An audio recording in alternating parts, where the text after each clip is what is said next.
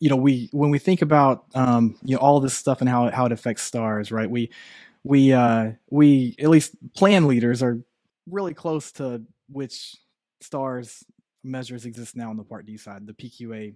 So we have the medication adherence measures, we have medication therapy management, and we have the lovely SUP-D measure, right?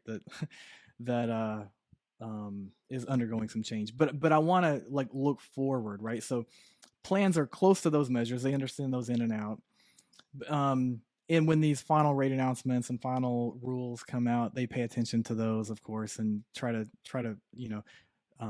predict the future as to what's coming in 2 or 3 or 4 years.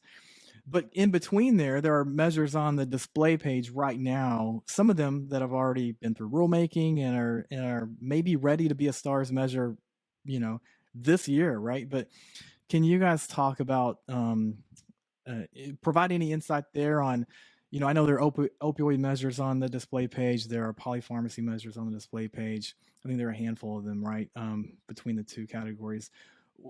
If you were sitting in the shoes of Lauren, like, or someone, in a stars role, where would you be focused, and where do you think, this, what do you think might become a stars measure in the future, as much as you can share? Realizing you don't know for sure, but Yeah, sure. We don't, yeah. Um, yeah, and I'd be curious what Lauren's perspective is. Yes, there's 5 potential display measures that could be star rating measures in Part D through rulemaking. 3 of them are opioid measures, and 2 of them are polypharmacy in older adults. And I would not anticipate more than one opioid measure, if there is an opioid measure in the star ratings. And likewise, I would only anticipate 1 or 2 of the current display measures moving forward. I think that CMS will proceed cautiously. Um, their medication safety measures, the flip side is, balancing out potential for unintended consequences.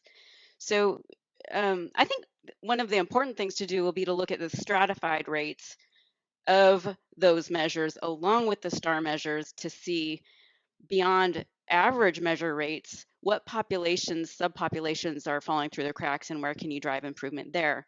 Because if you think about the future of the emphasis of stratification, potentially public reporting of stratified rates, health equity index, um, definitely paying attention to those aspects of these measures, which do exist, is going to be essential.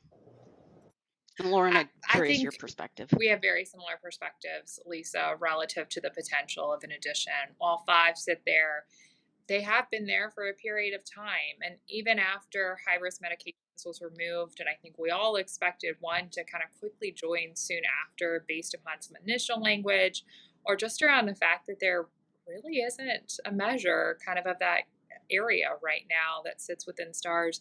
It's still remained on the display page, it's still remained available for monitoring and of course for review by CMS as to performance, but we haven't seen it move.